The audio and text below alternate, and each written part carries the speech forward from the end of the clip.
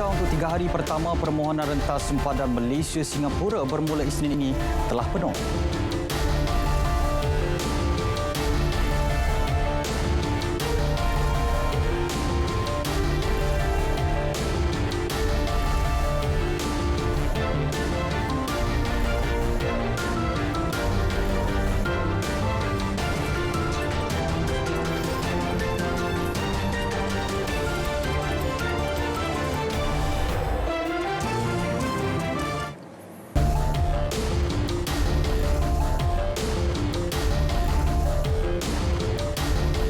Assalamualaikum dan salam sejahtera. Berita tengah malam edisi 13 Ogos bersama saya Zamanuddin Husin. Kementerian Kesihatan Malaysia KKM menjelaskan pihaknya belum menerima data kajian mengenai penemuan vaksin baru untuk merawat COVID-19. Menurut Ketua Pengarah Kesihatan Datuk Dr. Noor Hisham Abdullah, belum ada sebarang penerbitan mengenai penyelidikan vaksin tersebut.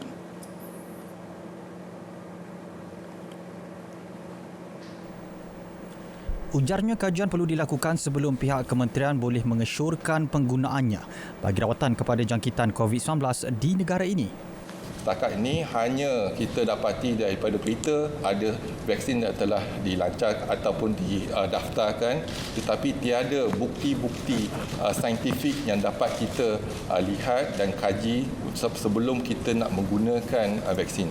Apa yang penting ialah kita kena lihat keberkesanan vaksin tersebut dan kesan samping vaksin tersebut. Jadi data-data pada kajian klinikal fasa 3 perlu dijalankan dan kita tak pasti sama ada dijalankan ataupun tidak. Beliau berkata demikian dalam sidang media harian COVID-19 di Putrajaya. Rusia sebelum ini mengumumkan penemuan vaksin pandemik berkenaan dan mengakui sudah bersedia memperkenalkannya ke seluruh dunia. Presidennya Vladimir Putin memberi jaminan bahawa ia selamat dan berkesan. Malah turut mengakui menjalankan uji kaji vaksin tersebut ke atas anak perempuannya.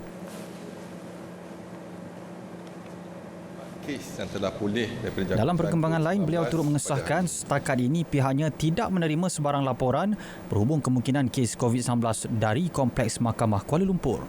Yang kita ada ialah mungkin perhimpunan semasa Hari Raya Aidiladha, iaitu PUI Siwaganga dan juga PUI kluster Kurau dan juga mungkin kluster Seri Meranti dan ada yang terkini ialah kluster Tawar.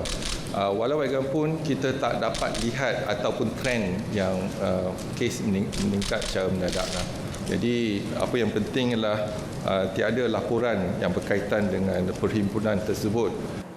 Tambahnya, dalam tempoh 2 minggu terakhir ini juga tiada pertambahan ketara kes baru mahupun daripada 10 kluster yang terdapat di Sarawak. KKM juga berjaya mempertingkat keupayaan makmal di Hospital Umum Sarawak bagi membendung penularan jangkitan wabak berkenaan. Hasilnya, untuk hari kedua berturut-turut, Sarawak berada dalam zon hijau tanpa sebarang kes aktif penularan tempatan. Kerajaan tidak menetapkan tarikh untuk membuka semula pintu sempadan negara. Menteri Kanan Keselamatan Datuk Seri Ismail Sabri Yaakob berkata, setakat ini kerajaan kekal dengan keputusan tidak membuka pintu sempadan kepada warga asing kecuali membabitkan 5 kategori yang telah diumumkan sebelum ini. Jelas beliau tiada sebarang perbincangan dilakukan kerajaan mengenai perkara itu. Kalau negara kita sudah clear, tidak ada isu lagi, mungkin kita boleh longgarkan. Tetapi setakat ini, di negara luar pun serius, di negara kita pun masih lagi PKPP belum ditamatkan. Jadi kita kekalkan seperti yang ada, tutup pintu sempadan negara, dan kalau ada seperti yang saya sebutkan, seluruh dunia pun hampir semuanya sudah hijau dan sebagainya, mungkin kita boleh buka. Tapi tidak ada tarikh yang ditetapkan lagi.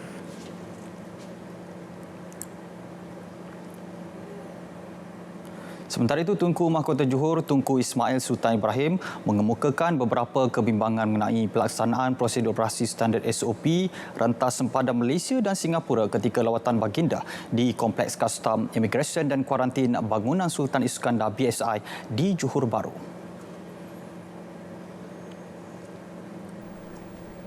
Tunku Ismail hari ini berkenan mencemar duli untuk menerima taklimat dan memerhatikan SOP baharu di kompleks berkenaan berhubung pembukaan rentas sempadan menerusi laluan hijau timbal balik RGL dan pengaturan ulang alik berkala PCA yang akan dilaksanakan pada 17 Ogos ini. Menerusi satu kenyataan, baginda menasihati Jabatan Imigresen Malaysia dan Kementerian Kesihatan Malaysia untuk menerbitkan garis panduan mudah dan jelas kepada mereka yang ingin merentas sempadan di laman sesawang dan saluran media sosial, terutama mereka yang tinggal di Johor.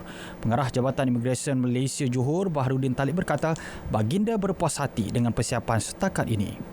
Duli Yang Amat Mulia sangat berpuas hati dengan persediaan semua agensi yang beroperasi di bangunan ini, dan Duli Yang Amat Mulia mendoakan semua pegawai dan anggota yang terlibat sentiasa bekerjasama dan memberikan yang terbaik bagi memastikan dua mekanisme ini, RGL dan PCA, berjalan dengan lancar, baik dan berkesan, seterusnya mampu memberi limpahan ekonomi dan sebagainya kepada kedua-dua negara.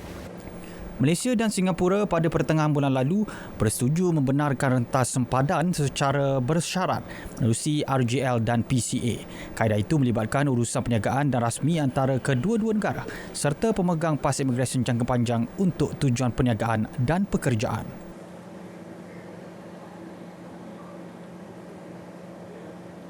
Dalam perkembangan berkaitan, Jabatan Imigresen Malaysia Johor telah menerima 2,000 permohonan sehari bagi PCA sejak 10 Ogos lalu. Manakala 400 permohonan diterima bagi RGL untuk tempoh seminggu. Setakat ini kuota bagi 3 hari pertama pelaksanaan pembukaan rentas sempadan bagi setiap jenis permohonan telah penuh. Selewat-lewatnya 24 jam sebelum mereka memulakan perjalanan. Selewat-lewatnya. Dan semua kelulusan, kebenaran dan sebagainya adalah menerusi email.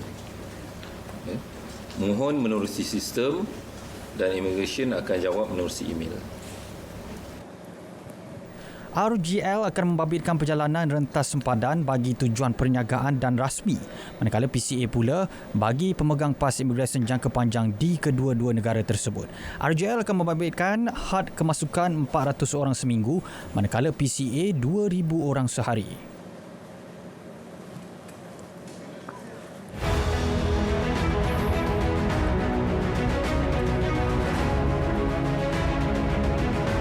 Kepercayaan kepada Tuhan, kesetiaan kepada raja dan negara, keluhuran perlembagaan, kedaulatan undang-undang, kesopanan dan kesusilaan.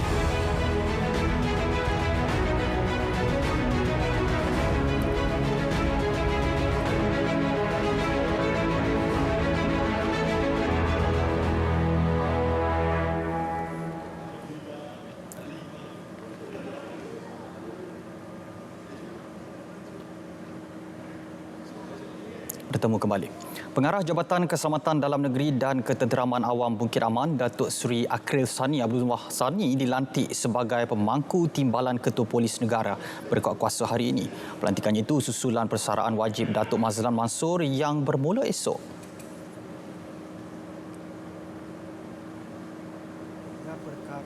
Umpama itu tidak Akril Sani berpengalaman luas dalam pelbagai peringkat kepolisan, antaranya Jabatan Siasatan Jenayah Komersial JSJK, Jabatan Sumber Strategik serta Jabatan Pencegahan Jenayah dan Keselamatan Komuniti JPJKK.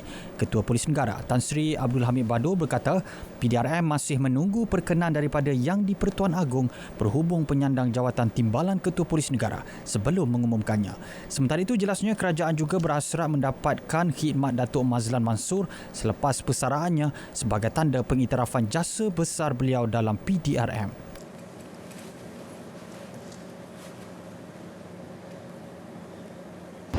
So we shall wait for the announcement, the decision by Yang Amat Berhormat Prime Minister.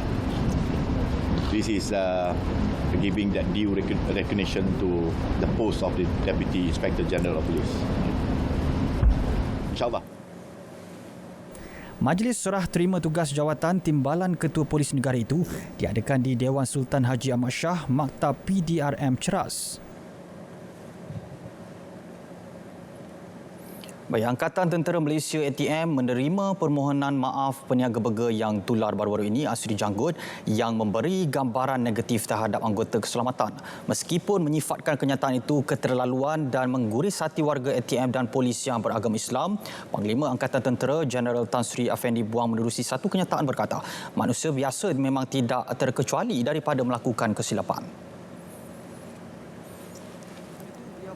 Agar perkara seumpama itu tidak akan berulang pada masa mendatang dan menyeru masyarakat untuk tidak membangkitkan lagi perkara itu di khalayak umum bagi menjaga keharmonian semua.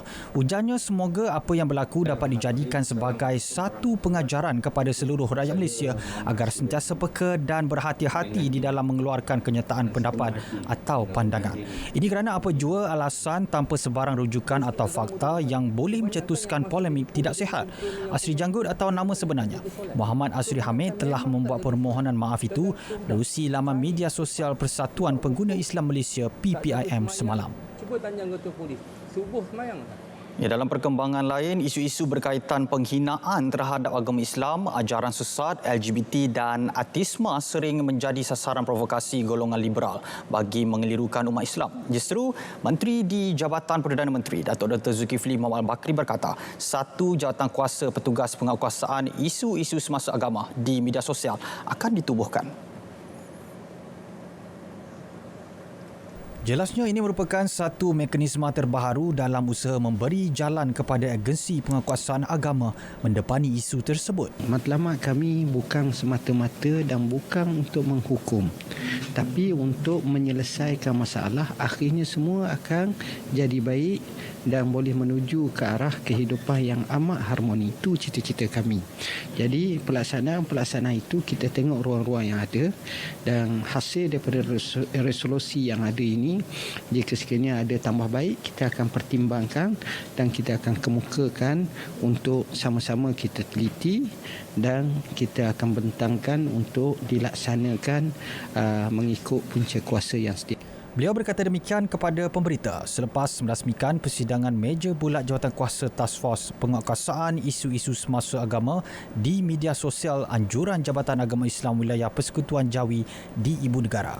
Persidangan itu adalah untuk meneliti dan mengkaji secara mendalam langkah-langkah yang boleh diambil terhadap isu-isu kontroversi melibatkan agama Islam di media sosial.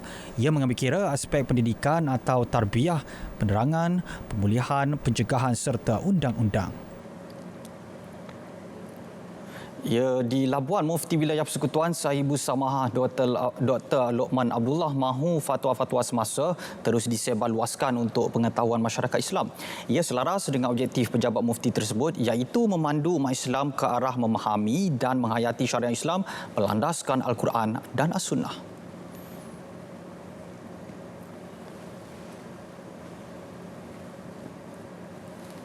Dr. Luman berkata pejabat mufti diwujudkan untuk membangun sistem maklumat fatwa serta mengemaskini dari semasa ke semasa. Selain itu, memberi nasihat dan panduan kepada masyarakat Islam berkaitan permasalahan dan persoalan umat Islam yang melibatkan kefatwaan dan isu negara. Seluas mungkin kepada masyarakat di wilayah persekutuan, termasuk di Labuan inilah.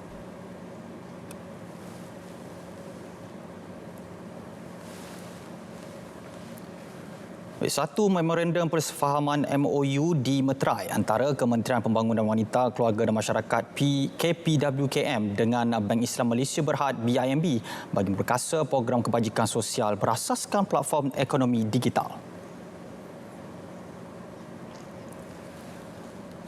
Menterinya Datuk Seri Rina Muhammad Harun berkata, kerjasama selama 2 tahun itu bagi memastikan kumpulan SASA mendapat manfaat sepatutnya. Kita menjangkakan penerima bantuan di JKM ini juga akan meningkat sehingga 3 kali ganda. Jadi sudah pasti dengan kekangan warga JKM yang sedia ada ini, kita perlukan untuk menggunakan teknologi digital supaya dapat menyampaikan bantuan ini dengan lebih efisien. Jadi yang sedia ada ini memang kita akan buat secara berperingkat untuk especially yang baru, yang nak memohon dan sebagainya. Pemeteraian MOU itu turut dihadiri Menteri Komunikasi dan Multimedia Datuk Saifuddin Abdullah. Antara program yang dilaksana, pengurusan bantuan melalui sistem ekonomi digital, pemeriksaan program pembangunan keusahawanan, bantuan mikrokredit bagi meningkatkan taraf hidup serta program kebajikan dan pelindungan sosial bersesuaian. Kor Agama Angkatan Tentera Kagat Angkatan Tentera Malaysia hari ini melancarkan program mesra ibadah yang melibatkan aktiviti keagamaan seperti sudut Al-Quran di Hospital Tentera. Tegas Ketua Pengarah Kagat, Major Jeneral Datuk Kamaruddin Mahmad, ia bagi memperkasa ilmu agama, perkhidmatan tentera dan juga para pelawat pusat kesihatan berkenaan. Tentera kita Alhamdulillah 32 tahun saya khidmat dalam Angkatan Tentera ini. Allahu Akbar. Memang amat banyak perubahan-perubahan yang terdapat dalam itu. Islam itu mudah. Cuma yang mudah. Saya bagi contoh yang mudah. Sembahyang ni di mana-mana saja boleh. Sebab itu ini dipraktik dalam masyarakat kita. Jelasnya semasa majlis perserahan beliau peringkat tentera darat di Auditorium Wisma Pertahanan Kuala Lumpur.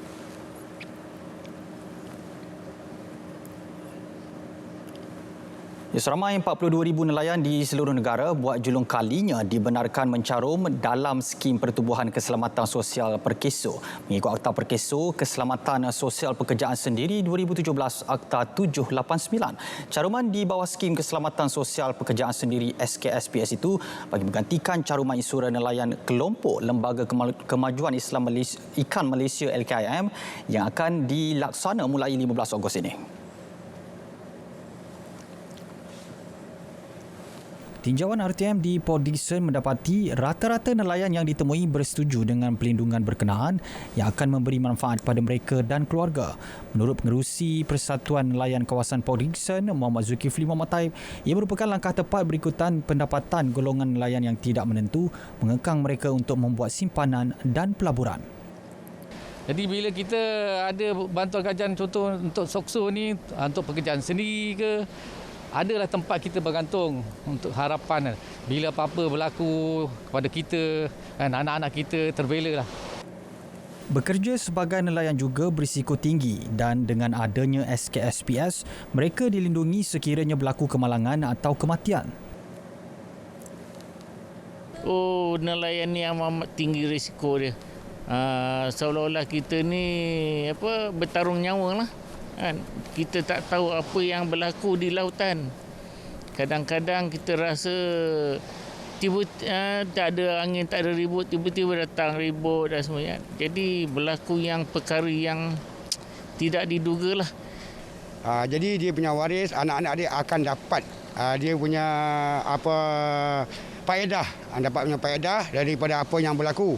Jadi bagi pendapat saya lah, dengan perkenalkan skim Perkeso ni kepada nelayan, saya amat bersetuju sebab dia manfaatnya cukup besar kepada golongan keluarga nelayan. Kementerian Pertanian dan Industri Makanan mencadangkan caruman sebanyak RM157.20 setahun bagi semua nelayan berdaftar dengan LKIM dan layak menerima allowance sara hidup nelayan. Potongan caruman itu akan dilaksana secara terus melalui sistem program insentif nelayan secara berperingkat. Lebih RM500,000 diperuntuk bagi pembinaan jeti baharu di Pantai Puteri Melaka dalam tempoh terdekat. Jeti tersebut bertindak sebagai pusat pengumpulan hasil laut di kawasan berkenaan. Pembinaan jeti berkenaan yang bakal dibina dalam tempoh terdekat ini akan mengambil masa 6 bulan untuk disiapkan yang akan memberi manfaat kepada kira-kira 85 nelayan di sekitar kawasan tersebut. Ahli Dewan Undangan Negeri Adun Pantai Kundo, Datuk Nur Azman Hassan berkata, perbincangan berkaitan projek yang bakal dibina 300 meter dari kawasan pantai itu sudah dijalankan dan sedang menunggu keputusan pihak berkaitan. Kita jeti itu tak panjang sangat, dia khas untuk nelayan saja. Lebih kurang ada 300 meter daripada tepi pantai itu untuk jeti-jeti nelayan untuk penangkapan hasil penangkapan ikan mereka boleh naik ikut jeti itu. Itu dalam kajian untuk kelulusan JPS yang berkaitan lah, agensi-agensi berkaitan untuk kelulusan untuk membuatlah. Beliau berkata demikian selepas bersiaran di Konti Melaka FM, Jabatan Penyiaran Malaysia, Melaka di Jalan Taming Sari. Penjawat awam memiliki aura tersendiri dalam menyebarkan mesej kemerdekaan kepada khalayak umum. Iaitu, Ketua Pengarah Perkhidmatan Awam Datuk Muhammad Khairul Adib Abdul Rahman menyeru penjawat awam menghiasi pejabat dan kediaman dengan jalur gemilang untuk menyemarakkan semangat kemerdekaan. Walaupun dalam fasa pemulihan penularan pandemik COVID-19, lambang cintakan negara dan semangat patriotisme dapat ditonjolkan. Kita minta supaya penjawat awam semua mengambil inisiatif untuk mengibarkan jalur gemilang di rumah masing-masing, dan bagi mereka yang mempunyai kenderaan rasmi jabatan juga diminta untuk mengibarkan. Kita bila mana kita bergerak dari satu tempat ke tempat, kita membawa semangat bulan kemerdekaan itu sendiri. Bila mana kita masuk di kawasan-kawasan penjawat awam, kita lihat benda-benda yang dipacakkan di rumah masing-masing. Ini menunjukkan solidariti ataupun kesatuan kita penjawat awam dan kita mempertahankan kemerdekaan. Beliau ditemui pemberita pada program pelepasan Info on Wheels Merdeka bersama penjawat awam peringkat daerah di Langkawi. Sambutan Hari Belia 2020 peringkat kebangsaan akan diadakan di Johor Bahru Sabtu ini. Sambutan bertemakan Dekad Ini Dekad Anda akan dirasmikan Perdana Menteri di Pusat Konvensyen Antarabangsa Persada Johor. Ketua Setiausaha Kementerian Belia dan Sukan KBS, Dato' M. Nur Azman Tai berkata, keistimewaan sambutan kali ini adalah penyampaian anugerah Wira Belia COVID-19 kepada 6 orang belia. Anugerah itu sebagai menghargai jasa dan pengorbanan mereka membantu masyarakat dalam menghadapi pandemik COVID-19. Penerima anugerah dicalonkan oleh individu, persatuan dan organisasi. KBS menerima 357 pencalonan bagi kategori tersebut. Sejurus selesai sambutan peringkat kebangsaan di Johor, ia akan disusuli dengan sambutan di peringkat negeri sehingga September. Seramai 306 pengamal media akan bersaing mendapatkan anugerah tertinggi kewartawanan pada Malam Anugerah Wartawan Malaysia MWM 2020. Berlangsung 11 September depan, sebanyak 20 kategori ditawarkan, termasuk satu kategori baru iaitu kewartawanan multimedia terbaik, menggantikan kategori laporan portal berita terbaik.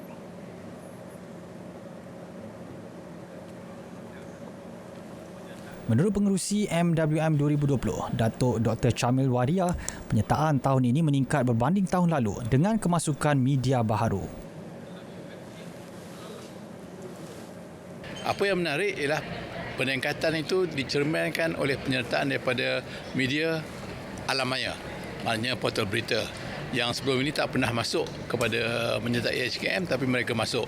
Dan saya menjangka bahawa di masa-masa akan datang lebih banyak penyertaan akan datang daripada media baru ni lah, di samping media tradisional seperti cetak, radio dan televisyen. Dan untuk tujuan itu kita telah memperkenalkan satu kategori baru, iaitu kategori multimedia terbaik. Dan ini kita nak menggalakkan sesuai dengan teknologi yang ada, karya-karya yang berbentuk multimedia. Beliau ditemui pada majlis meraikan 27 badan korporat dan agensi kementerian yang memberi sumbangan bagi menjayakan MWM 2020. MWM mula diperkenal pada 1980, hasil inisiatif Institut Kewartawanan Malaysia MPI untuk mengiktiraf karya-karya cemerlang dalam bidang kewartawanan dengan anugerah tertingginya, Anugerah Kajai. Kegiatan geng Man Halil Waha yang aktif mencuri motosikal di Kota Tinggi Johor sejak Januari lalu tumpas dengan penangkapan 4 suspek berusia antara 17 hingga 32 tahun. Ketua Polis Daerah Kota Tinggi, Superintendent Husin Zamora berkata, polis turut menemui 18 rangka motosikal pelbagai jenis yang ditanam dan dibuang ke kawasan curam di Felda Bukit Waha. Nilai rampasan dianggarkan RM120,000.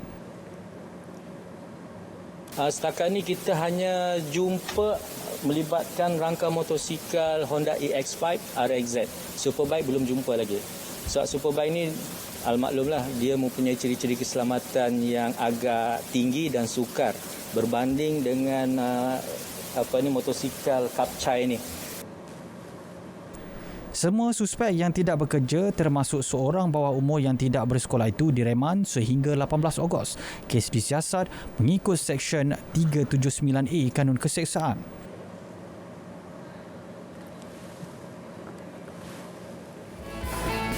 Pelitup separuh muka diwajibkan berkuat kuasa 1 Ogos 2020.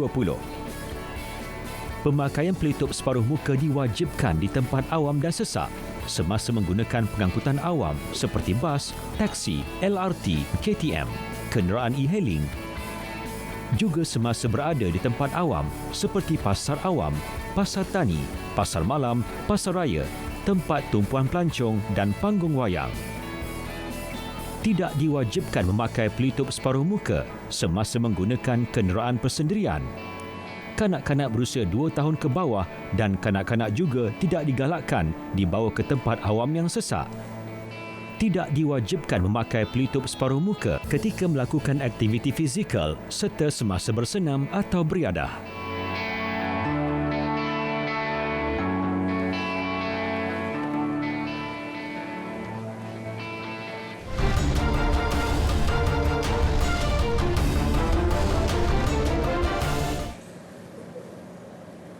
Beralih ke perkembangan sukan, selepas Liu Darren ditewaskan oleh pemain muda dalam kejohanan jemputan BAM siang tadi, kali ini seorang lagi pemain kebangsaan dikejutkan oleh pemain muda. Pemain pesorangan utama negara Li Zijia ditewaskan Sung Joven di Akademi Badminton Malaysia ABM di Bukit Kiara. Pemain ranking ke-10 dunia Zijia tewas di tangan Sung Joven 19-21, 21-11, 27-29 pada saingan Division 1. Aksi kedua-dua pemain itu berlangsung selama 1 jam 20 minit. Ketua Jurulatih Persoalangan Lelaki Negara Hendrawan bagaimanapun berkata kekalahan Zijia itu kesan daripada sudah terlalu lama tidak beraksi secara kompetitif. Sebelum kekalahan ini, Z membuka kempen perlawanan dengan 2 kemenangan menentang Lim Chong King dan Aidil Sholeh Ali Sadikin semalam. Ketua Jurulatih Selangor, Mikael Fightenbeiner menyifatkan barisan pemain kini dalam keadaan terbaik dan cukup bersedia untuk kembali memulakan saingan Liga Premier 2020-26 Ogos ini selepas 3 aksi perlawanan persahabatan yang diharungi setakat ini. Fightenbeiner menyata berpuas hati dengan aksi yang ditampilkan pemain dalam perlawanan persahabatan menentang UiTM FC, PJ City FC dan terbaru berdepan Pahang FA semalam. Meskipun tewas dalam 2 perlawanan pertama, skuad muda Selangor 2 ini berjaya mempamerkan peningkatan yang positif untuk menewaskan anak buah Dollah Saleh dengan keputusan 3-2 di Stadium Majlis Bandaraya Petaling Jaya MBPJ. Namun jelasnya keputusan aksi persahabatan bukanlah menjadi ukuran utama, tetapi sekurang-kurangnya beliau dapat menilai tahap kecergasan barisan pemain selepas lebih 4 bulan tidak beraksi di atas padang dan nyata kemampuan pasukan tidak menghampakan setakat ini. I'm really satisfied. They try to practice things what we do in training, and they can do these things and try to do these things in the match. And today works. Yeah, we scored a few 2 early goals, but our pressing was quite good today. So I was happy with the performance.